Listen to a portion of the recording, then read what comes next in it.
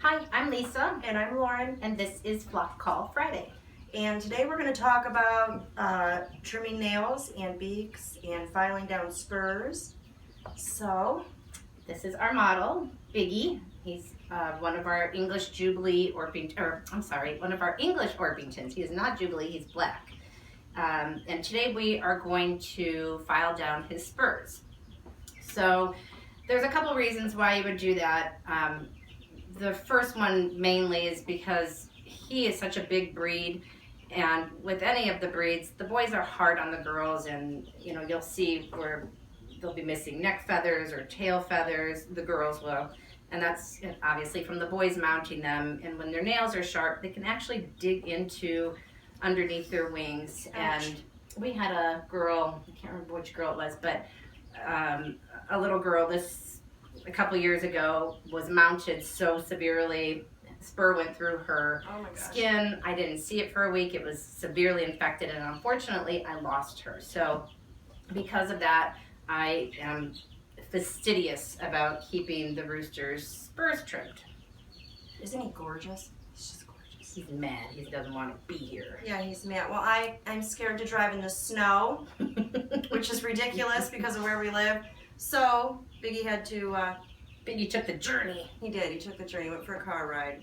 So, all right, we're going to do a close-up now and show you how we do it. Biggie, Biggie, Biggie. So the way Lauren is holding him, we've just sort of done the lights out, where you tuck the bird's head under your arm, and they just sort of, it just relaxes them so he's not jumping all over the place. And I did put my deodorant on today for him. He loves Lauren's underarm.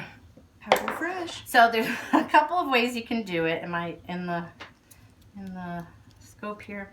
If you want to trim, pretty much, let me put my glasses on so we don't cut his toes off. It's pretty much like a dog's nails. You just cut until you see the quick. You might want to have some blood stop powder on hand if you cut too close. So that's for the nails. Where is our emery board? Over there. Over there, okay. So if you use a trimmer, then you just want to take an emery board and file down the rough edges. And I did get him a little too close, but he's a tough dude. He'll hang. So just trimming, or just filing the edges so it's not sharp. And then you'll have a nice, soft nail.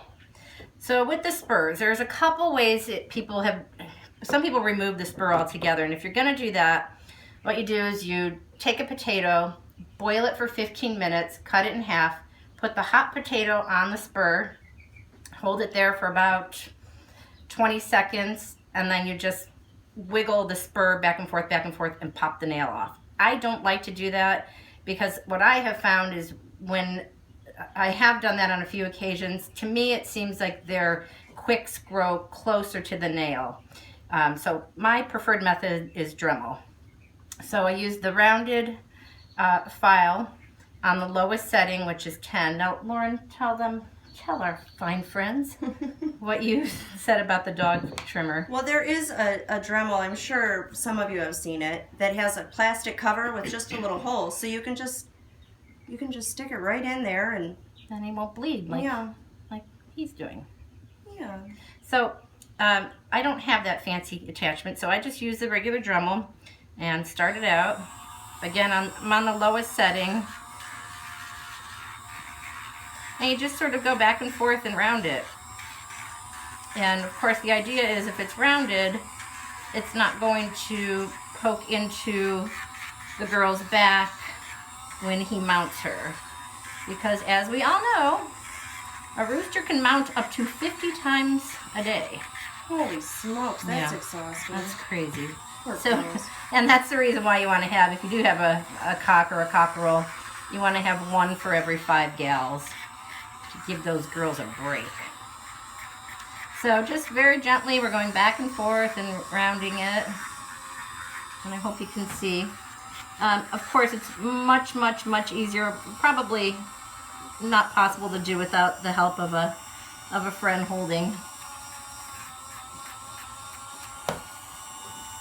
And he's getting irritated, so we're probably getting close to where he can start feeling it. So just make sure that when you're doing this, you don't create more of a point than there already is. Just keeping it rounded. So that's pretty good. Only takes a few minutes. And again,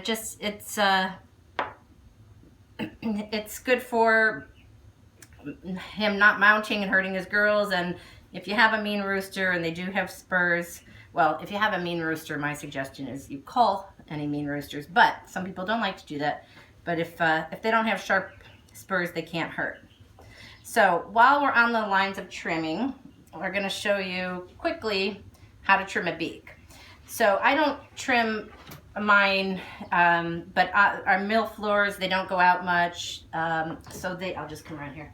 So they tend to not have, are we in the zone there? They tend to not have, since they're not outside, they're not wiping their beaks on the cement or on the hard ground. So the mill floors will tend to get a little bit long. And his looks good, but if the top is too long for the bottom, they can't scoop up the food properly. Some people who have production birds tend to cut the bird's beak in half, which I think is hideous. And they do that because they have cannibalism, and you have cannibalism because they're either too crowded or they're not getting enough nutrients, but that's a different story. So I'm just going to show you, if his beak was a little longer, I'd be able to get a little bit more, but you just kind of go to the end and clip it. And then you just take a little emery board and file the sharpness. Ooh, wait till the little ladies see you, biggie. He's a handsome boy indeed. There you go, quick and easy. So again, if you have some bantams and their upper beak is too long, just a quick little trim and that'll do the trick. Anything else? No. That's it for this week. Thanks for joining us. I'm Lisa with Cedar Crest Farm. Lauren, Extraordinary Hens. And we'll see you next week. We'll see you next week. Bye. See you. We're coming back next week.